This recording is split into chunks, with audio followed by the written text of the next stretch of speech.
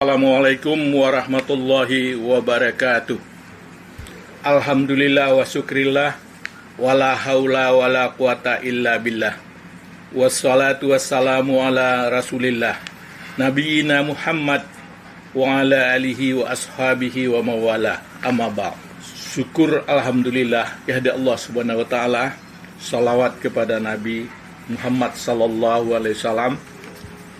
Saya Kolonel Purnawirawan Dr. Asmil Ilyas MA, semasa tugas sebagai imam militer dan sekarang sebagai Majelis Ulama Indonesia Pusat MUI. Setelah kami purna, kami melaksanakan melanjutkan pengabdian kepada masyarakat sebagai berikut. Yang pertama, pendidikan. Kami menempuh pendidikan agama D3 di IAIN Membojol Padang, S1 IAIN Sumatera Utara di Medan, S2 Institut Ilmu Al-Quran Ciputat Jakarta, kemudian S3 D3 sampai S3 pendidikan agama. Adapun pendidikan militer yang kami tempuh dari Spama Milwa 85, kemudian menempuh jenjang pendidikan militer sebagaimana biasanya. Kami mendapat pendidikan khusus setelah Suslapa, mendapat Suspa Intel, kemudian Suspa Intelstrat, Suspung Intel, Suspa Penggalangan, kemudian mendapatkan kursus dosen intelijen, sehingga kami mengabdikan diri dalam 3 bidang. Setelah purna, kami mendirikan Institut Kiberneologi Indonesia tahun 2016. Kemudian berubah nama, menyesuaikan dengan perkembangan zaman, Lembaga Studi Profesional Indonesia LSPI. Adapun ruang geraknya adalah melatih, membentuk aparatur desa sehingga meningkatkan kualitas aparatur desa tersebut. Berbekalkan pengalaman kami selama 3 tahun dulu pernah menjadi pelopor pembaharuan daerah pedesaan TKS Butsi. Kemudian alhamdulillah atas kerjasama dan pergaulan yang baik, sehingga lembaga ini dapat berkiprah membantu pemerintah dalam membangun pedesaan. Kami tertarik dalam hal ini menjalankan perintah Allah dalam surat At-Taubah ayat 122. Artinya, galilah ilmu pengetahuan ke kota, merantaulah kemanapun, tapi nanti kembali ke desa, bangun desa sebagai hubul watan minal iman. Tanda cinta kepada desa, cinta kepada negeri. Alhamdulillah, dari 2016 kami telah melatih, membintek para aparatur desa mulai dari Aceh sampai Papua.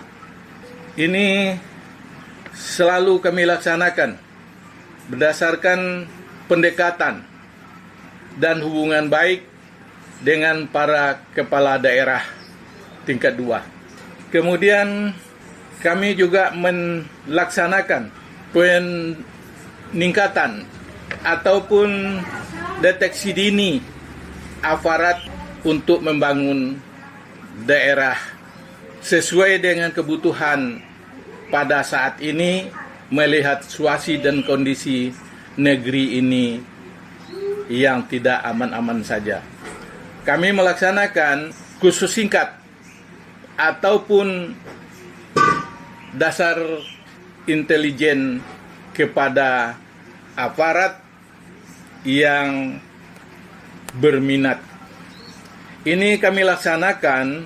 Selanjutnya kami melaksanakan penyegaran ataupun dasar intelijen sesuai dengan pendidikan yang Allah beri kami kesempatan untuk mengikuti pendidikan intelijen sampai ke jenjang yang tertinggi dan kemudian menjadi dosen di Sekolah Intelijen Strategis BAIS di Cilendek.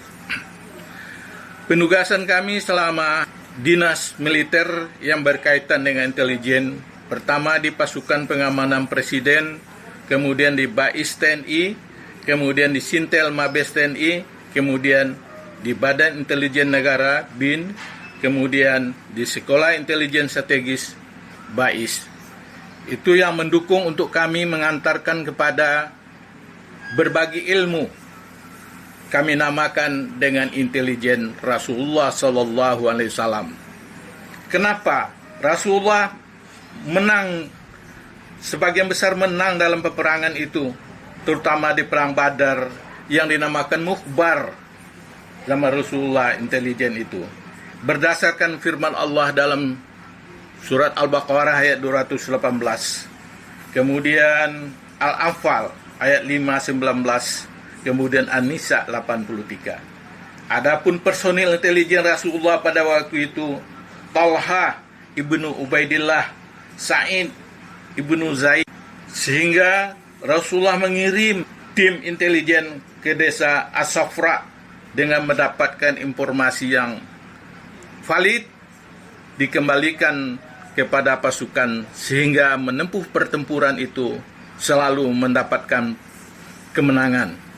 Untuk itu kita sebagai orang Islam perlu mendapatkan ilmu intelijen ini untuk tidak bisa diputar balik ataupun dibuat permainan bagi aparat yang tidak bertanggung jawab.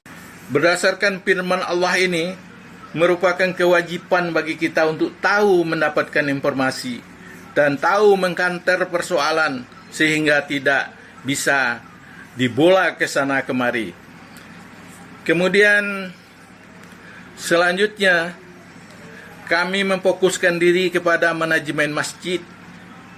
Berdasarkan pengalaman kami membina pondok pesantren Miftahul Hidayah di Gunung Bundar dari tahun 2010.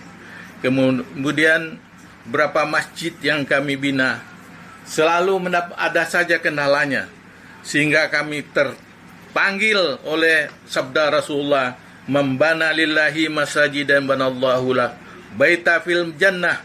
Siapa memanage masjid, membina masjid dengan baik, maka Allah akan membangunkan rumah di surga. Untuk itu kami sangat tertarik untuk melaksanakan penyegaran pembinaan masjid kita pada masa yang akan datang. Mudah-mudahan kerja dan niat baik ini selalu berjalan dengan baik, lancar, dan mendapatkan berkah dari Allah Subhanahu wa Ta'ala. Demikian, semoga umat bisa memanfaatkan kesempatan ini untuk berdakwah. Wal takum minkum ummatun yad'una ilal khair wa ya'muruna bil ma'ruf wa yanhauna 'anil munkar wa ulaika humul muflihun. Demikian, billahi taufik wal hidayah. Wassalamualaikum warahmatullahi wabarakatuh.